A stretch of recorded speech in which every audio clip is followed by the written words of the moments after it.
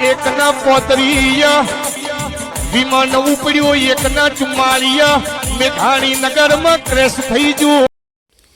તો દર્શક મિત્રો, રમેલની અંદર આ ભાઈએ એવું ગીત ગાયું કે ત્યાં હાજર બધા જ લોકો રડી પડ્યા। મારા ભાઈ, તમને બધાને ખબર જ છે કે હમણાં અમદાવાદમાં વિમાન ક્રેશ થયું હતું અને તેમાં 241 જેટલા લોકોનું મોત થયું હતું। ત્યારે મિત્રો આપણા પૂર્વ સીએમ વિજયભાઈ રૂપાણીનું પણ મોત થયું હતું। મારા ભાઈઓ, આ જે ભાઈ છે તે રમેલમાં એવું ગીત ગાયું કે એકને 35 વિમાન ઉપડ્યું અને એકને 44 મેઘાણીનગરમાં ક્રેશ થયું।